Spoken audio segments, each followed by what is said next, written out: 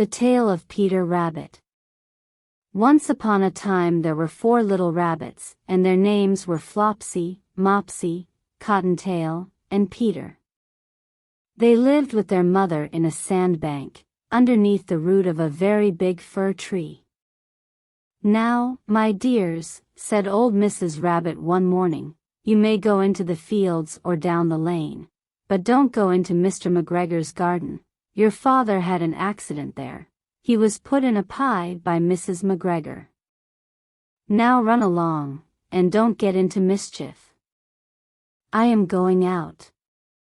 Then old Mrs. Rabbit took a basket and her umbrella to the baker's. She bought a loaf of brown bread and 5 currant buns. Flopsy, Mopsy, and Cottontail, who were good little bunnies, went down the lane to gather blackberries, but Peter, who was very naughty, ran straight away to Mr. McGregor's garden and squeezed under the gate. First he ate some lettuces and some French beans, and then he ate some radishes, and then, feeling rather sick, he went to look for some parsley, but round the end of a cucumber frame, whom should he meet but Mr. McGregor. Mr. McGregor was on his hands and knees planting out young cabbages, but he jumped up and ran after Peter, waving a rake and calling out, "Stop, thief!" Peter was most dreadfully frightened. He rushed all over the garden, for he had forgotten the way back to the gate. He lost one of his shoes among the cabbages, and the other shoe amongst the potatoes. After losing them, he ran on 4 legs and went faster, so that I think he might have got away altogether if he had not unfortunately run into a gooseberry net, and got caught by the large buttons on his jacket. It was a blue jacket with brass buttons, quite new. Peter gave himself up for lost, and shed big tears, but his sobs were overheard by some friendly sparrows, who flew to him in great excitement, and implored him to exert himself. McGregor came up with a sieve, which he intended to pop upon the top of Peter, but Peter wriggled out just in time, leaving his jacket behind him, and rushed into the tool shed, and jumped into a can. It would have been a beautiful thing to hide in. McGregor was quite sure that Peter was somewhere in the tool shed, perhaps hidden underneath a flower pot. He began to turn them over carefully, looking under each. Presently Peter sneezed, "Curtisco."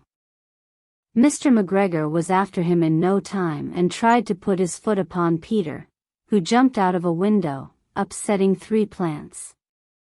The window was too small for Mr. McGregor, and he was tired of running after Peter. He went back to his work. Peter sat down to rest. He was out of breath and trembling with fright, and he had not the least idea which way to go. Also he was very damp with sitting in that can. After a time he began to wander about, going lip-pity not very fast, and looking all around. He found a door in a wall, but it was locked, and there was no room for a fat little rabbit to squeeze underneath. An old mouse was running in and out over the stone doorstep, carrying peas and beans to her family in the wood. Peter asked her the way to the gate, but she had such a large pea in her mouth that she could not answer.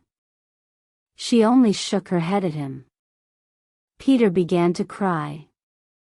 Then he tried to find his way straight across the garden, but he became more and more puzzled. Presently, he came to a pond where Mr. McGregor filled his water cans. A white cat was staring at some goldfish. She sat very, very still, but now and then the tip of her tail twitched as if it were alive. Peter thought it best to go away without speaking to her. He had heard about cats from his cousin, little Benjamin Bunny. He went back towards the tool shed, but suddenly, quite close to him, he heard the noise of a hoe, scratch, scratch, scratch, scritch. Peter scuttered underneath the bushes. But presently, as nothing happened, he came out, and climbed upon a wheelbarrow, and peeped over. The first thing he saw was Mr. McGregor hoeing onions. His back was turned towards Peter, and beyond him was the gate. Peter got down very quietly off the wheelbarrow, and started running as fast as he could go, along a straight walk behind some blackcurrant bushes.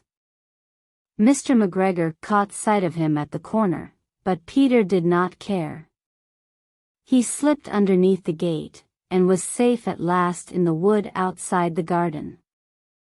Mr. McGregor hung up the little jacket and the shoes for a scarecrow to frighten the blackbirds. Peter never stopped running or looked behind him till he got home to the big fir tree. He was so tired that he flopped down upon the nice soft sand on the floor of the rabbit hole, and shut his eyes. His mother was busy cooking. She wondered what he had done with his clothes. It was the second little jacket and pair of shoes that Peter had lost in a fortnight. I am sorry to say that Peter was not very well during the evening. His mother put him to bed, and made some chamomile tea, and she gave a dose of it to Peter. 1 tablespoonful to be taken at bedtime. But Flopsy, Mopsy, and Cottontail had bread and milk and blackberries for supper.